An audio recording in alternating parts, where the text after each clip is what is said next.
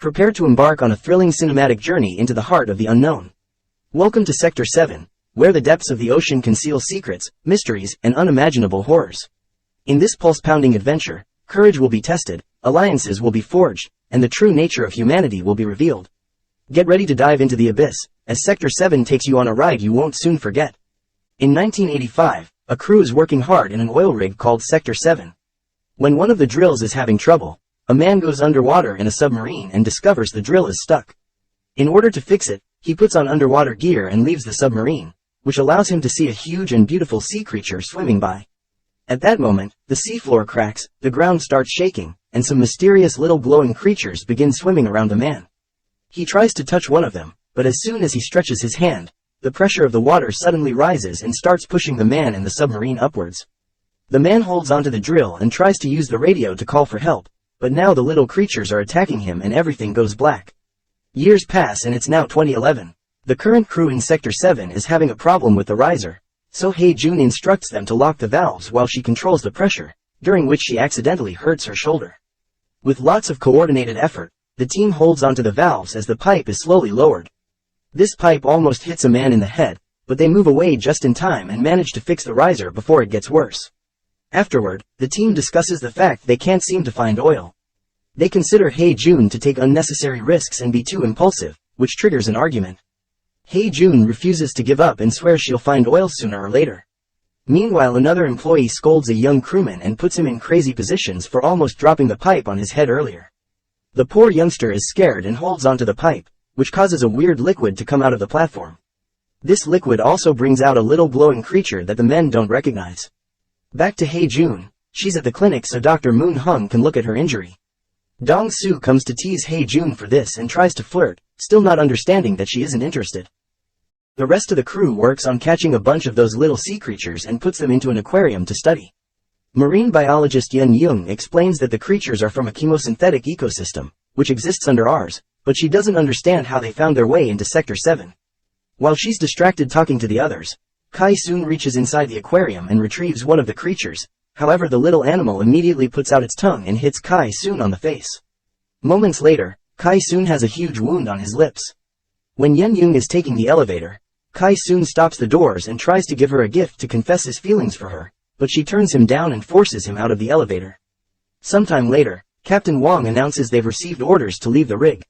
Since they can't find oil, the operation has been cancelled. Hye-jun gets angry, saying that they shouldn't give up that easily, then stomps out of the room refusing to give up. Dong-soo goes after her and tries to comfort her, but he only makes things worse. A few hours later, a helicopter drops Young Man in Sector 7. He used to work here when he was younger and he's Hye-jun's uncle. Hye-jun meets him with a hug and everyone else has great respect for him because of his reputation in the industry. They prepare a special meal to welcome him properly, and suddenly everyone is showing off their scars. Wang disapproves, saying scars are only signs of carelessness, but Hye-jun shows her own scar and says that the value of scars isn't something that their captain could understand. Afterward, Hye-jun looks at her family's old photograph, and it's revealed her dad was the guy that died underwater years ago. Young Man approaches her to comfort her and Hye-jun reminds him that she wants to keep on digging to find her dad. With this in mind, Young Man talks to Wang and announces he will talk to the board to get a few more months of work. He'll let Wang take all the credit if they find oil, but he'll take the blame if they fail. The next day, Young Man gives a motivational speech to the crew and everyone leaves their handprints on the pipes for good luck. For 3 months, the crew works extremely hard, and they finally manage to find oil. Now that the main problem is solved, they can catch a break. Young Man likes to shoot plates to relax and keep his aim trained. Meanwhile, Hye-jun and Dong-soo have a race on their bikes. They ride around the rig at full speed, and Hye-jun takes a shortcut through a staircase to make a big jump. However, when she's about to reach the end, Dong-soo manages to get there first by making a huge jump that impresses Hye-jun.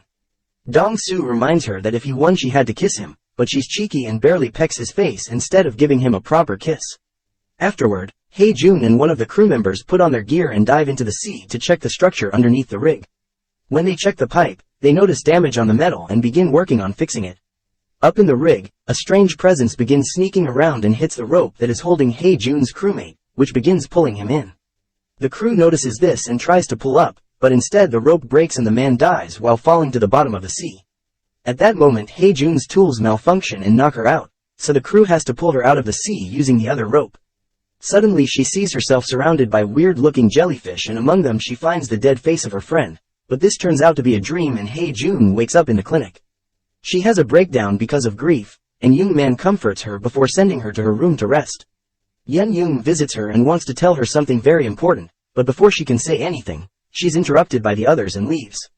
Then Yen-young goes outside to do some thinking and is approached by Kai-soon, who keeps bothering her with his advances. This is seen by the working crew. Later in the evening, Hye-jun sits at her friend's machinery to grieve for him, but she's suddenly startled when the body of Yen-young falls on the window.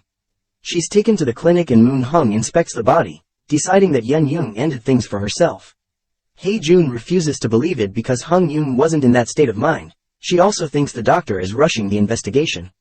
At that moment, Moon-hung notices something else. There's male seed on the body, proving someone may have pushed her after all. The crew immediately gets suspicious of Kai-soon and two crew members go to find him. Kai-soon swears he didn't do anything, but the others beat him up to capture him. At the clinic, Moon-hung is looking at the seed under the microscope and discovers there's something different about it. At that moment the guys come with Kai-soon to show him the body, and Kai-soon immediately starts crying. To be sure of the evidence, Moon-hung asks them to get hair from Kai-soon for a DNA test. Meanwhile Hye-jun remembers Yen-young tried to tell her something and guesses something is wrong, so she goes to inspect the laboratory. She hears a noise coming from a cabinet, and when she opens it, she's startled by a creature, but it's just a rat. Then she looks outside the laboratory and discovers that substance that looks like male seed is leaking out of the pipes. In the clinic, Moon-hung is doing the DNA test when he suddenly hears something. He checks the door and sees nothing, but someone off-screen hits him and kills him in seconds.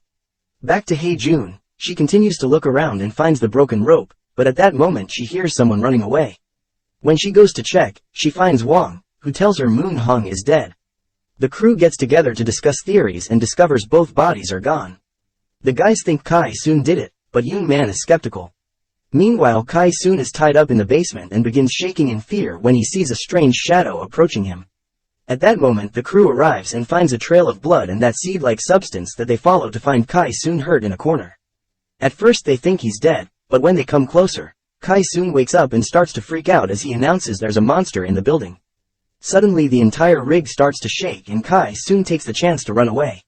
The crew splits into two groups to go after him, and when Hye-jun and Dong-soo go down a corridor, they're shocked to discover a huge monster walking on the ceiling.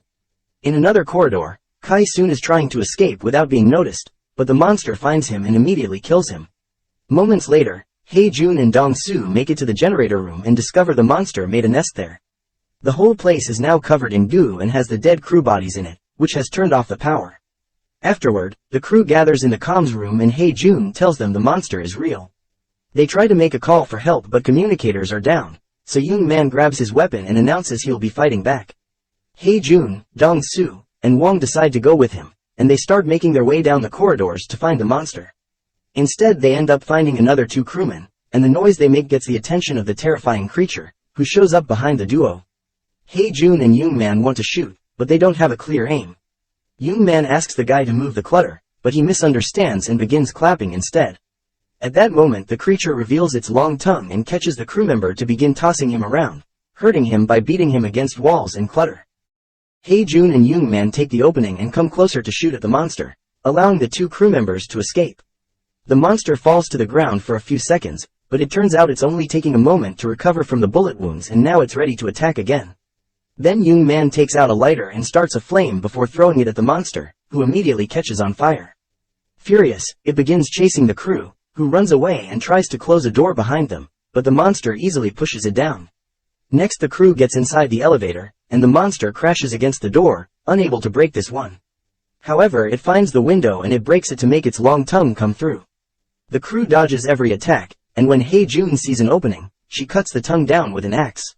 Afterward the crew goes to the lab and takes care of their wounds while Captain Wang gets suspicious of Young-man, saying he volunteered to come back to this lousy rig and that he knew to use fire against the creature. Young-man responds by breaking one of the aquarium boxes and grabbing one of the little creatures to set it on fire, saying it'll keep the flame up for 24 hours. Then he shares the whole story. When Hye-jun's father found the creatures years ago, the science team immediately noticed that the seed-like liquid these animals produce could be used as a much better oil. However, there was an ethical argument because they would be burning living beings. The team started to breed and experiment with these creatures, and one of them ended up growing into the giant monster they met earlier. Hun Yung discovered the truth while she was doing her research, and when she threatened to tell the others, Youngman killed her. Back to the present, an angry Hei Jun feels betrayed by her own uncle, but Youngman says he's come back to pay for his mistakes. Suddenly they begin hearing noises and the monster appears at the window, which it quickly breaks to get inside and attack. The crew begins running away and Youngman gets captured, but he tells Hei Jun to leave him and escape. As Youngman is tossed around by that sticky tongue, he manages to grab a bottle of burning medicine and throws it at the monster, who immediately hisses in pain and drops the man before running from the room. The crew goes looking for their weapons and Hei Jun volunteers to go to the generator room to restore the power. Dong Su goes with her and watches in shock how Hei Jun isn't afraid to reach into the goo and pull the lever to finally bring power back. Meanwhile, Wang and the two young guys go down a corridor and are startled when they suddenly find the monster underneath their feet. They try to hold him down, but the creature is too strong and bursts through the floor to attack. The men try to shoot it to no avail and the creature begins chasing them. As they run, one of the young men trips and his friend goes back to help him, but Wang keeps running and enters another room where he locks the door, not caring about the pleas of his terrified men. The friends try to cling to each other, but the monster uses his tongue to pull them apart and one by one, he kills the two guys without mercy. By the time Hei Jun and Dong Su come back, they're shocked to see nobody around. It turns out Wang has selfishly taken the submarine alone and is trying to escape by going underwater. However, he barely manages to travel for a few minutes before the body of one of his crew members hits the window, and the creature suddenly appears on top of the submarine to break all the glass and let the water into the vehicle, causing Wang to drown. Back on the rig, Youngman initiates the building's self-destruction sequence before going outside to shoot a flare. Hei Jun and Dong Su want to stop it, but only the captain has the power to do so. At that moment the monster comes back and Youngman meets him with a flamethrower, which only burns the monster a little bit and doesn't have much of an impact. Next, Youngman begins fighting the monster with a pipe, and after exchanging a few hits and being tossed around, he stabs the creature and holds onto the metal as a trap. Now Youngman can use the lighter again and start a better fire, which begins burning the creature at great speed. However, Youngman got covered in the weird liquid during the fight and he ends up dying in the fire. The creature begins shaking in pain and looking for water, so Dong Su has to push Hei Jun out of its way. Unfortunately, the monster uses the chance to grab Dong Su as well, and it brings him with it when it jumps into the ocean together with Youngman's body. Devastated, Hei Jun falls to her knees and suddenly hears something. It looks like Dong Su managed to save himself by holding onto a rope. Hei Jun immediately gets her bike and uses it to pull at the rope. The monster jumps out of the water to try to attack, but Hei Jun pulls up Dong Su just in time. Suddenly the bike slips and Hei Jun falls, hurting her shoulder in the process, but luckily Dong Su can climb the rest of the way up. With 1 minute left for self-destruction, Hei Jun is happy to see Dong Su again, but the moment is ruined when the monster crawls back. Dong Su grabs it by his mouth and begins struggling against it, wanting to give Hei Jun the chance to escape. The monster doesn't give up and throws Dong Su in the air before jumping after him and killing him with a quick bite. The creature doesn't stay in the water though, it quickly begins climbing back, so Hei Jun gets on her bike and drives near the monster to get its attention. Using a gun, she shoots at it to put it near the edge to delay it, then she drives away to make a huge jump and turns around a corner to go under a narrow pathway. When the monster tries to follow her, it gets stuck in the structure, so Hei Jun pulls another quick maneuver and throws the bike at the creature, causing a huge explosion. Unfortunately, the monster is thoroughly burned yet still not dead. Hei Jun runs to the drilling area and hides in the cabin, where she carefully presses a button to open a door from afar. The monster goes into the other room thinking someone is there, and then Hei Jun closes the door, thinking she's managed to lock it up. However, the monster still escapes and comes back through the ceiling, then it begins chasing Hei Jun through the pipes. Hei Jun grabs a wrench and begins hitting the monster, only to get pushed against the machinery. Then Hei Jun finds some rope and lets the crane take her up. The monster begins climbing up too, so Hei Jun jumps onto a pipe and causes the monster to fall right into the drilling spot. She falls as well and hurts her leg, but at least she dodges the pipe just in time. Next, Hei Jun rushes to grab the remote control and stands still to lure the monster in. Once it's close enough, she presses the button, and the drill comes down, holding the monster captive. However, its limbs are still free and manage to grab Hei Jun's leg, making her fall. Hei Jun struggles against the hold and drags her body on the floor until she reaches the control and activates the drill, which begins slashing through the monster's body and finally kills it. Afterward, the rig begins to self-destruct. Hei Jun doesn't let all the explosions scare her and she gets on her bike to jump out of the building and reach a nearby platform, where she shoots another flare. Soon a helicopter comes by and rescues her. A few years later, an older Hei-jun comes back to Sector 7 and checks the underwater pipes, where she begins crying when she discovers all the encouraging messages her old crew had written on them before the tragedy. Make sure to subscribe and turn on the notifications so you can watch more videos like this. Thanks for watching.